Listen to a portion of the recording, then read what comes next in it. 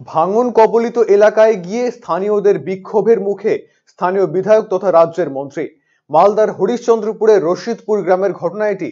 জানা গিয়েছে এদিন রশিদপুর গ্রামে আগুনে ক্ষতিগ্রস্তদের বাড়িতে ত্রাণ নিয়ে যান মন্ত্রী তথা বিধায়ক তাজমুল হোসেন এবং বিডিও তাপস কুমার পাল। ফেরার সময় মন্ত্রীকে ফুলহর নদীর ভাঙন কবলিত এলাকা পরিদর্শন এবং ব্যবস্থা নেওয়ার আর্জি জানায় গ্রামবাসীরা। এমনকি ভাঙন রোধে কাজ না হওয়ার জন্য বিক্ষোভ দেখাতে থাকেন তারা।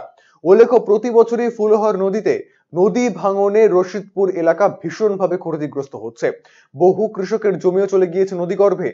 এই ব্যাপারে দ্রুত পদক্ষেপ গ্রহণ করা না হলে নদী গর্ভে চলে যাবে গোটা গ্রামে বলে আশঙ্কা করেছেন গ্রামবাসীরা। পরে এদিন মন্ত্রী সেখান থেকে চলে গেলেও বিডিওকে ভাঙন কবলিত এলাকা ঘুরে দেখান গ্রামবাসীরা। যদিও বিক্ষোভের কথা অস্বীকার করে মন্ত্রী তাজমুল হোসেন জানিয়েছেন ভাঙন রোধের বিষয়ে রাজ্যের সেচ মন্ত্রীর সাথে কথা বলবেন, তবে কেন্দ্রীয় অসহযোগিতার কারণেই কাজ করা সম্ভব হচ্ছে না বলে দাবি করেছেন তিনি।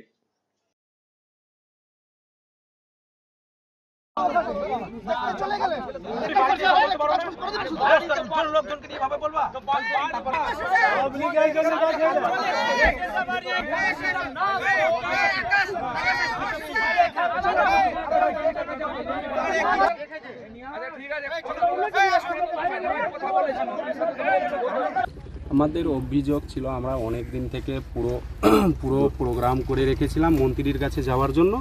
তো মন্ত্রীর ছুটি পাওয়া যাচ্ছিল না। আমাদের পাড়া সমাজে রশিদপুরে যখন আগুন লাগে তো আমরা শুনতে পেলাম কি মন্ত্রী আসছে।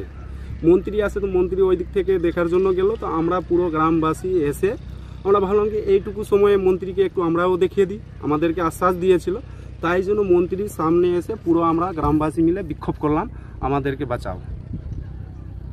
মন্ত্রী আসছে দেখে চলে যাচ্ছে, খগেন মুর্মুর আসছে দেখে চলে যাচ্ছে, বিডিওরা আসছে দেখে চলে যাচ্ছে, প্রধান মেম্বার যতগুলো আসছে দেখে এখানে চলে যাচ্ছে। কোনো রকম প্রতিশ্রুতি দিচ্ছে না, যে আশ্বাস দিচ্ছে না যে কাজ হবে কি হবে না। রশিদপুরে গেছিলাম, বাড়িপুরে গেছিল সেই জন্য। এবং রশিদপুরের গ্রামের সমস্যাটা হচ্ছে যে ওই যে বাচ্চা এই ফুলহর নদীটা যে কেটে কেটে চলে আসছে গ্রাম থেকে প্রায় মাত্র 200 মিটার দূরে আছে।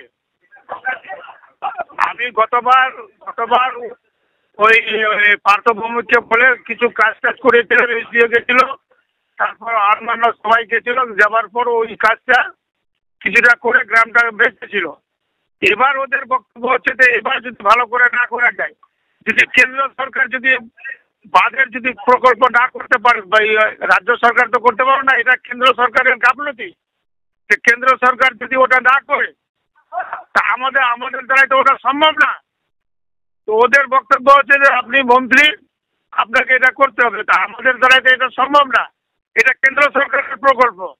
বন্যা ওই গ্রামে রশিদপুর, কাওয়াডোল, ভাকুরিয়া, উত্তর ভাকুরিয়া, রশিদপুর, কাওয়াডোল, মিরপাড়া, গারাইয়া, এই সমস্ত এলাকায় প্রতি বছর বন্যা হয়। প্রতি বছরই ওদের মনে করে প্রতি বছরই বন্যা হয়।